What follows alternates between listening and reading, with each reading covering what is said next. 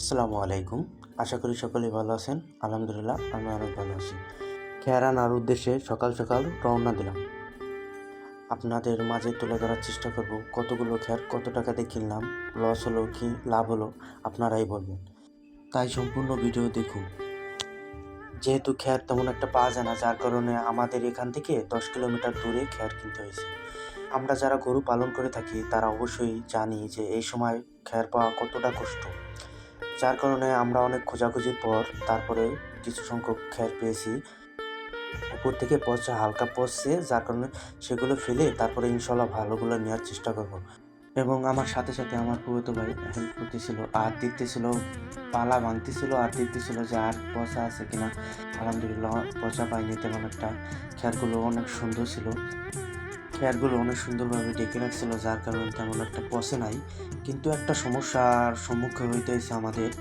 এমন একটা জায়গা যে ধানের ভিতর দিয়ে খেয়াল নিতে হয়েছে এবং পানি ডেঙ্গায় নিতে হয়েছে, যার কারণে আমাদের একটু কষ্টটা বেশি হয়েছে। এবং এই জন্য আমরা মনে করেন যে অনেক দূর দেখা এবং আহ, কাদার জন্য, যার কারণে আমরা ছোট ছোট বোঝা বানছি যাতে নিতে সুবিধা হয়। আর একটা জিনিস বলবো যে মনে করেন বছরে যে সময় ধান ওঠে সেই সময় আপনি বেশি করে খেয়ার কিনে রাখলে এই সমস্যার সম্মুখীন হতে হতো না। আমার এই তারিখ যে ভুলটি হয়েছে, ইনশাল্লাহ পরবর্তীতে এই ভুলটি আর হবে না। যেহেতু আমরা খের খাওয়াই তার জন্য একটু খেরটা বেশি লাগে। সব থেকে বেশি ভালো হয় যদি আপনি ঘাস লাগায় ঘাস খাওয়াইতে পারেন। যদি খের কিনা না লাগে তাহলে আপনার সব থেকে গরু পাললে লাভ।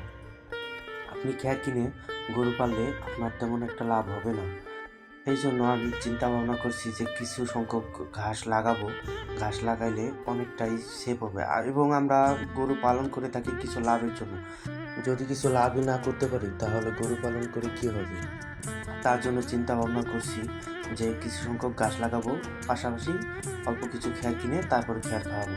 আমাদের খের আনা শেষ এবং দেখতে পাচ্ছেন যে 1 নসিবন খের হয়েছে। 1 নসিবন খের আমার টোটাল খরচ হয়েছে 7,000। খের কিনছিলাম মোট 5,000 টাকা এবং নসিবন ভাড়া এবং এই দিক ওদিক দিয়ে আমার 2,000 টাকা খরচ হয়েছে। টোটাল আমার 7,000 টাকা খরচ হয়েছে। এবং আর একটা বিষয় আপনাদের বলা হয়নি, যেরকম নসিবনের উপর যে খেরের উপর যদি আপনারা বসে আসেন তাহলে আপনাদের বিপদ হতে পারে। কারণ যেরকম ওই যে কুঞ্চি এবং ডাল আপনারা দেখতে পাচ্ছেন যে কি কি পরিমাণ ডাল এবং কুঞ্চি, এগুলো চোখে বাড়ি খেতে হয়। আপনারা চেষ্টা করবেন সবসময় যে একটা ভ্যান নিয়ে আলাদা আসার। আর একটা বিষয় হলো কি, যেহেতু আমি নতুন ভিডিও করতেছি যার কারণে আমার কথা অনেক ভুল হতে পারে।